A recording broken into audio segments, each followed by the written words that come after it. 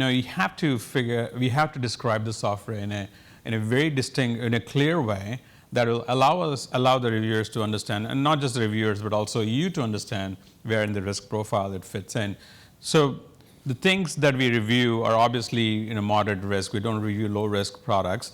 There is plenty of guidance which talks about which are low risk. But when it comes to software, I think we need to think about it as from a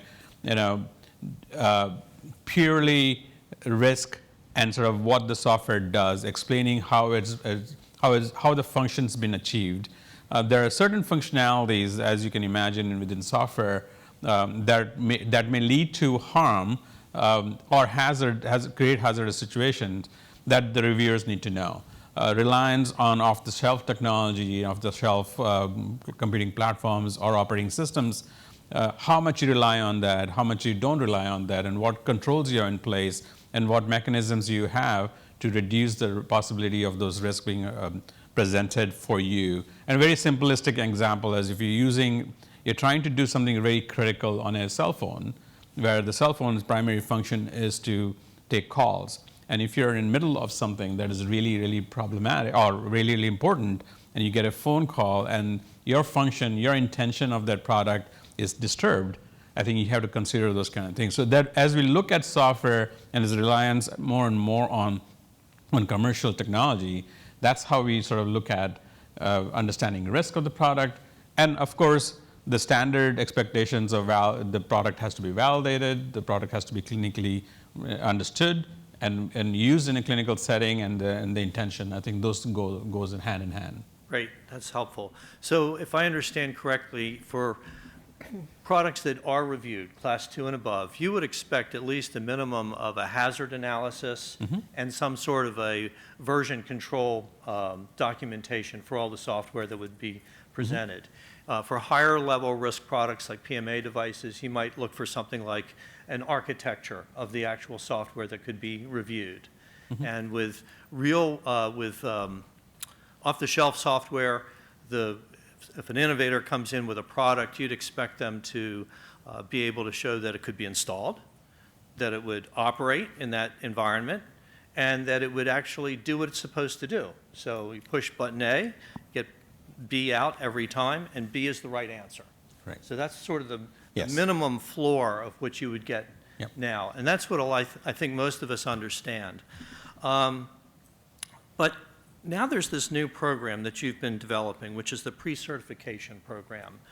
Can you tell us a little bit how that differs from existing regulatory framework, and how does that fit into things like the breakthrough program? And So let me take a little step back and sort of state the problem we're trying to solve. Okay. It might be helpful for the folks to understand what are we trying to solve with creating a new program. It's not because we just like to create new programs, right? We don't want to have innovation for the sake of innovation. We're trying to solve a problem.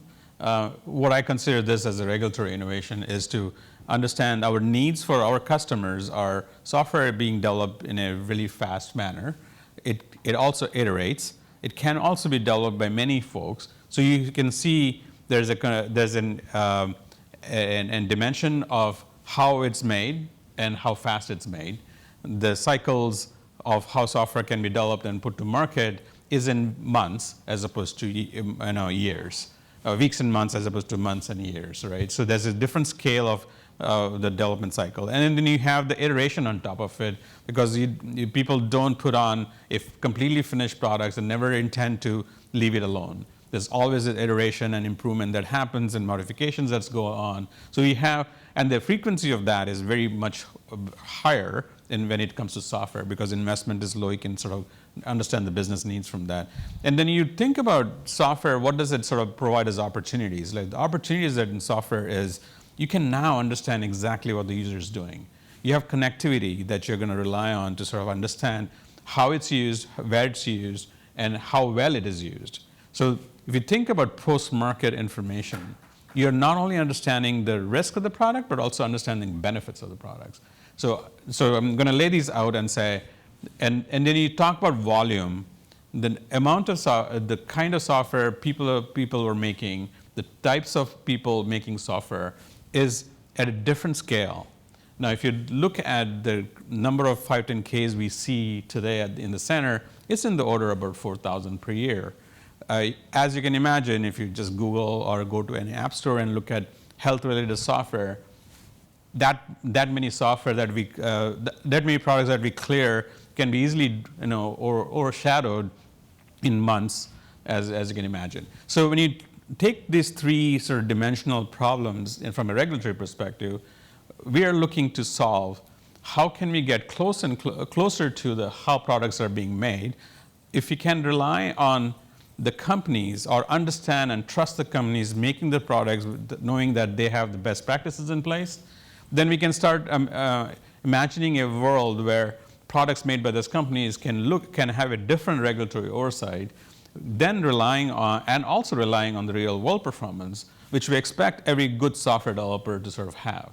When you put this together, it really translates to a total product lifecycle oversight as opposed to just a pre-market and just post-market. And that's what we're trying to do with the pre-certification program is take the company, get confidence in addition to the confidence of the product, also have continuous confidence in the marketplace while the product's been used, and sort of that's what we're trying to build. So that sounds like a huge advance, actually. When you have, and you probably have, about 10 companies now that have bought into this. Mm-hmm. It seems that if I were a pediatric device developer for software, I'd want to get pre-certified so that I could move my products along faster because pediatrics is such an important need area. So I'm really interested to see how that evolves. Do you have any idea what time frame that would be? Or? So we heard this morning about all the pitches that people are making. Yeah. So we're truly in a feasibility study phase, right? So we published a concept last year or earlier this year. We are building the concept. And this year we're really testing the program out with those 9 companies who are helping us build the program. So we're actually in the process of trying it out and seeing, is this feasible? Can we prove this concept? And that's where we are. We're in that phase where we're trying to make it operational and understanding and sort of where the shortcomings are, where we need to iterate better. So we are truly developing this program as a product development effort where we are iterating and building it. What we really want to get at the end of this is we understand technology is going to move quicker. Things are going to evolve. So how do you create a learning regulatory system is really what we're trying to get to. So we're trying to build all those things now as we speak. Great. Zach, would you mind giving us a brief overview of the various legal ramifications associated with software development and digital health products in the medical device space, especially if you can think of examples for pediatrics? Yeah, sure. So obviously the legal ramifications from the FDA perspective can range across many different spectrums. But I think for purposes of a follow-up to what Bakul was talking about, you obviously have that first question of, are you regulated by FDA? And once you conclude the answer is yes, you then have to go through that FDA evaluation process, assuming that you're a class 2 or higher device. I think one of the newer areas in software development that FDA's really spending a lot of time on in the review part and now in the post-market side is on cybersecurity. And it's something that I think the message continues to need to be driven out there that cybersecurity by design is something that as a developer everybody needs to think about. So FDA has updated its pre-market guidance on this topic, meaning that as you come in for that pre-market review, FDA would expect for you to have in place now a whole series of documentation explaining the types of potential cybersecurity vulnerabilities the product has, how you remediate them, and then also what your plan is in the post-market realm. Because all of this software can become susceptible to a cybersecurity threat later down the road. We've seen some larger outbreaks like WannaCry and Petya, non-Petya, and there are other smaller ones too that occur. And so what needs to be in place at that front end, not only from really an FDA regulatory perspective, but also from a general product liability perspective, is that overarching cybersecurity built in so that you are ready to deal with it in the field and that you can patch it too once your product is in the field.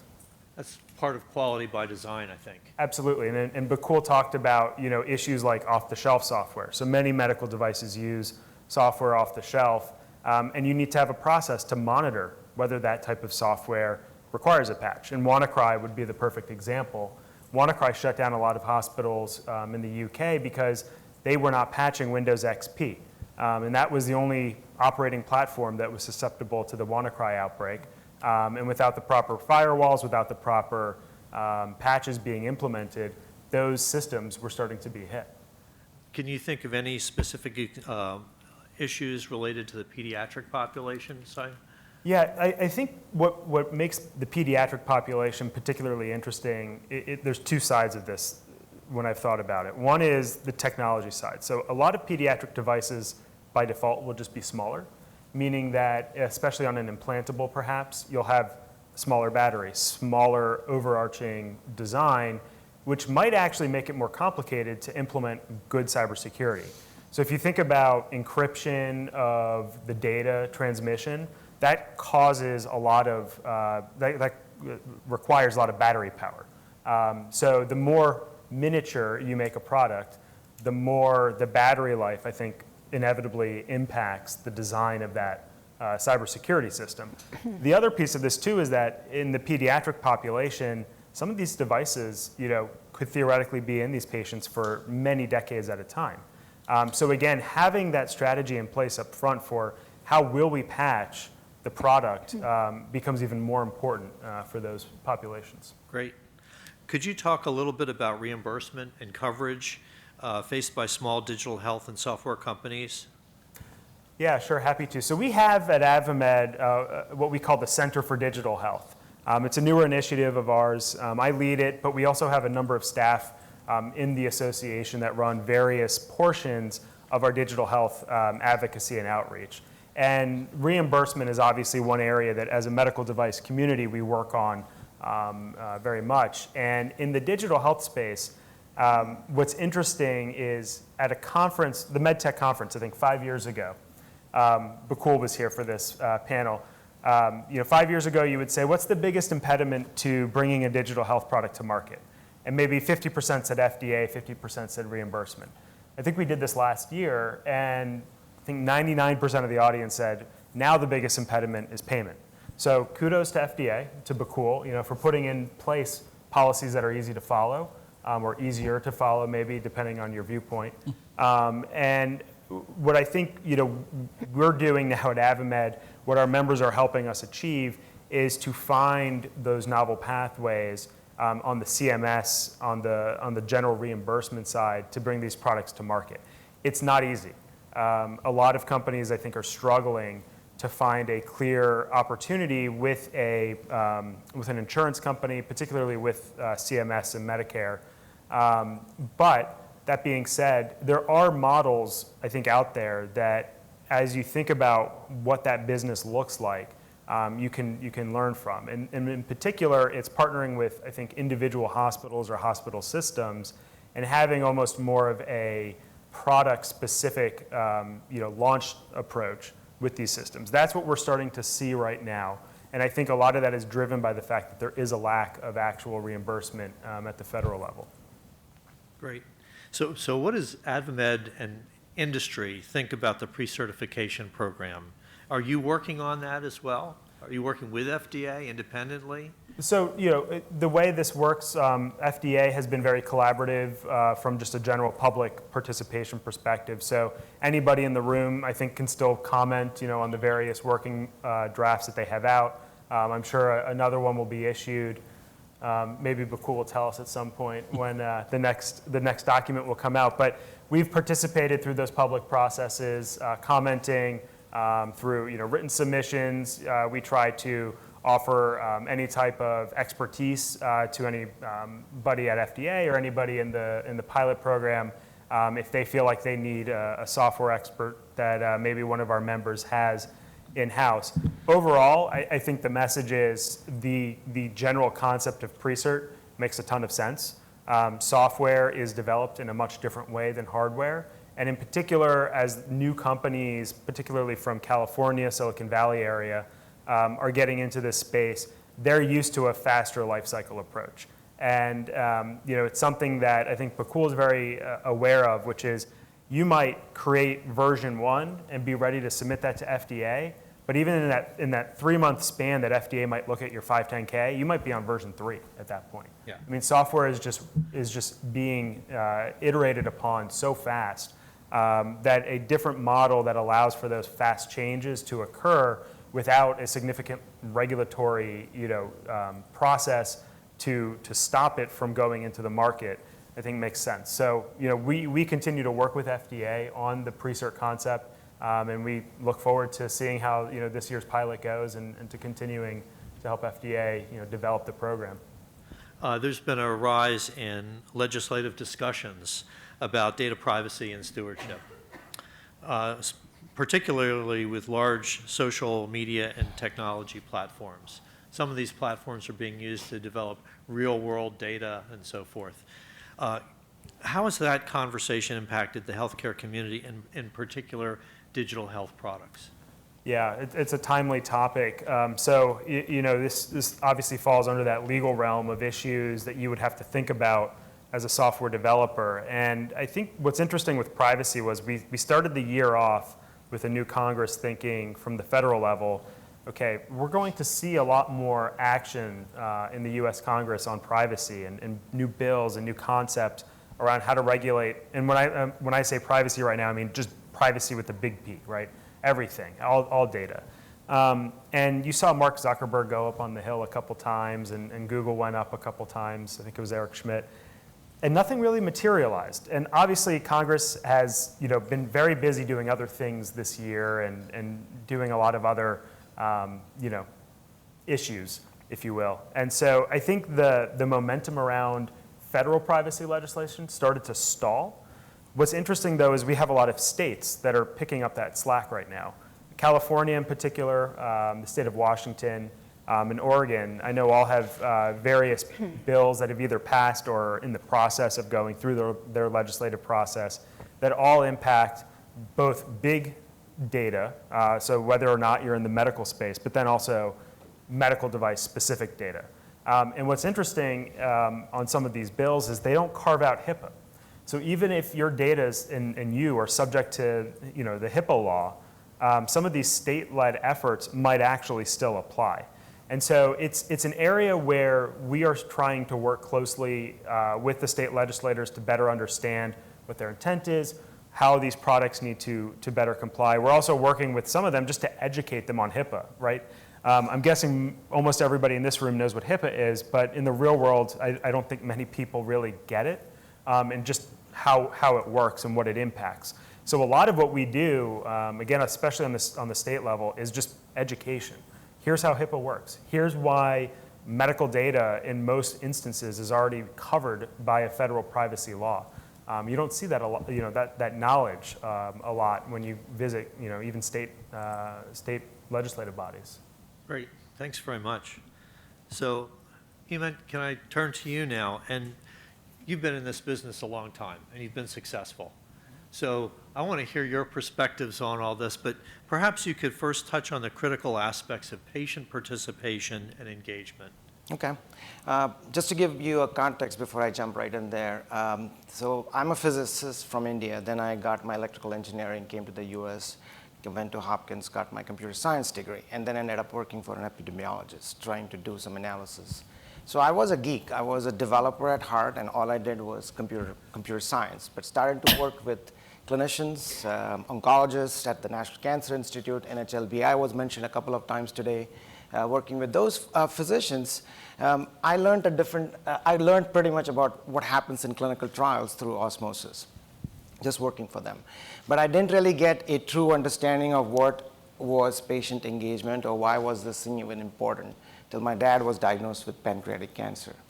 And although I was working with oncologists who knew about clinical trials, I knew all the terms and the lingo about clinical trials, I was kind of disconnected from that. But then seeing the clinical trial or seeing that same industry that I was serving through the lens of a patient was totally eye-opening for me. And it opened up my eyes to say, it's not really about just following the protocol. It's about getting the patient engaged. My dad's cancer was very unique. And even though we could see it, right, looking at the patient, talking to the patient, that was not working, yet we followed a protocol, and eventually he passed away. And so that was the moment for me. That was my pivot to say, you know what, real world data is important. And it's something that IT can really help. And so, and that really led me to kind of getting involved in the patient engagement world. And then I found something else which is very interesting. I mean, Bakul and I were talking earlier about the constant battle that exists between getting a regulatory compliance and patient engagement. And that battle is always what has kept the clinical trial space very much clinical. It's like stays away from patients. In fact, most of the time in many of the clinical trial space, it's assumed that it's your last chance. It's not the chance where you should go for getting more or innovative drugs. It's mostly, oh, it's your last chance to live before you eventually pass away. And so that kind of challenged me from an IT standpoint as to how can we bring that thing together. And then, of course, with Bakul and FDA recently going into the space about not just talking about regulatory compliance, but regulatory excellence. And I was in this space from a software standpoint, so I jumped in with both hands and feet when I saw, okay, there is a regulatory framework that will help from a software standpoint. Bakul was mentioning earlier about the concept that you're using a phone and you're doing something clinical with it, and what if the phone rings? How do you handle that? We had to work that situation out with a recent work that we're doing on the Duchenne muscular dystrophy patients, where moms are taking videos, short 30-second clips of the kids doing a certain set of activities, repeated activities, whether it's climbing a stair, taking a bath, walking, playing their favorite sport. But how do you make sure that that data that you're collecting, those 30-second clips that are going to be used to be scored by a physiotherapist to say what is the progression or what is the regression of the patient as they're on a drug, needed to be handled as to how do you make sure that the picture is taken correctly? How do you make sure that the mom stands in the right spot and make sure that the video that is being recorded is consistent? Again, going back to the framework that we're talking about, how do you get real world data? And I have this favorite pet peeve that I like to kind of share where real world data, anybody can collect real world data. I mean, you have a phone, you have some kind of a sensor device, you're collecting real world data. Most software developers like me would say, oh, great, I got this data, I can produce some pretty charts for you. There's your insight. So now you have a real world insight.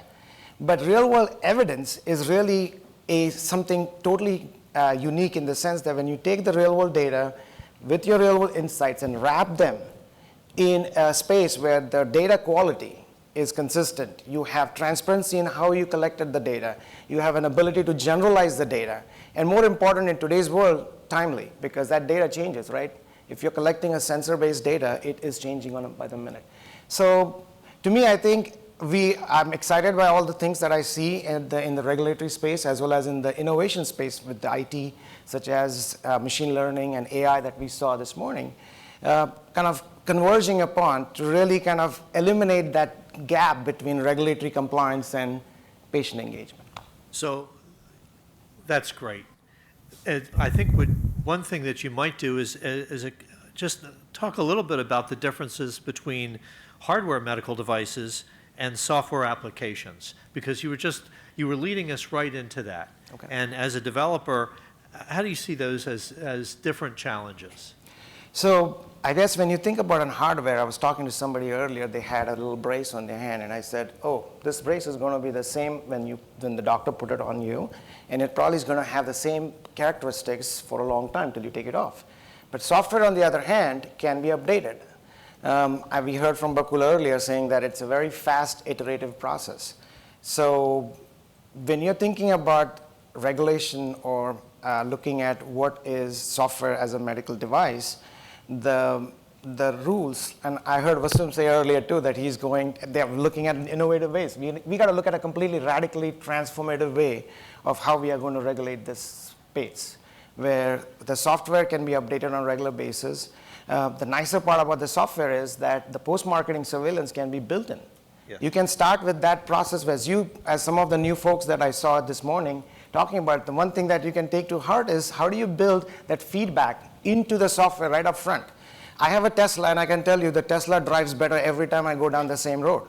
Why? Because there's machine learning that's feeding it back to the larger body of data that is used to give me a better experience on my device, right?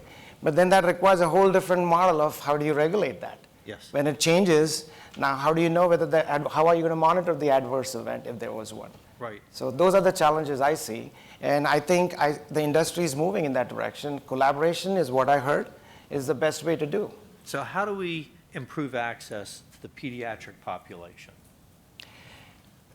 So I think I'm one going of to get on my soapbox here because I think there are two issues that are really important in medical device development right now. One, improving access. We have a lot of patients in the U.S. that don't have access to good health care or equal access to health care. And the other is cost. We got to not just keep costs where they are, they got to come down because we cannot grow the system the way it is. So I'm sorry, go ahead. No, my that's fine. soapbox. So no, that's true. So those are the 2 points. And the second piece that I think is very critical, especially coming from software manufacturers or software makers, is how